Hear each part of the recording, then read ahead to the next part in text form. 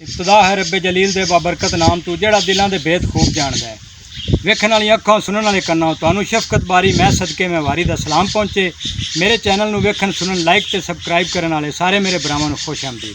अजीज़ां ने मन ये पिंडां दे विच ना जी बच्चों की शादियां बड़ियां लेट कीतियां जांदियां। बैठे बैठे बूआं ते बुढ़े हो जाते हैं। आखिए जदों आंदे लाए इन्दी बाल की किहड़ी हाले उम्र है। वो सियाणे आंदे हैं ना भी वेले दी नमाज़ां ते कोयले दी टकरां।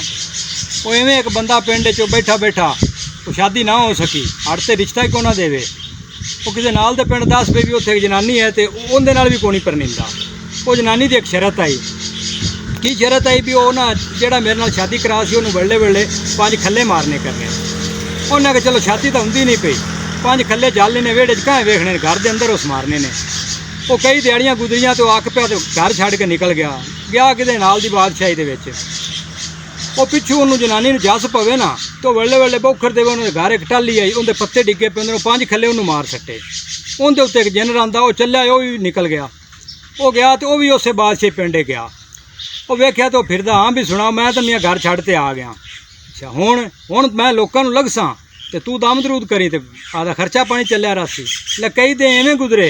हो सके हुण मियाँ मेरे लिए ना भी मैं बादशाह की धी नूं लगू हाँ तो मैनू हुण ना कड्डना लै ठीक है। ओला जी बादशाह की धी नूं लग गया। वो कई दम दरूद करने वाले आए वो जिन ना निकलिया।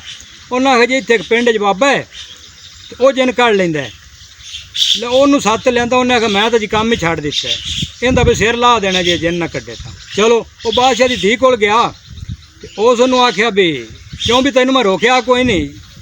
और नहीं जी मैं तुहानूं कोई कड्डण नहीं आया मैं तो सुनेहा देवन आया भी जेड़े लितरां दे चले हुए आपां इत्थे आ गए हैं ना इस पिंड वो जनानी हुण मंगरे आ गई जी आपां नूं 5-5 लित्र वेले वेले मारदी आई तो तेरे नाल डंग चंगे निकले हुए ने तो मैं तेनों सुनेहा देवन आया भी मैं आ जांदा पिया।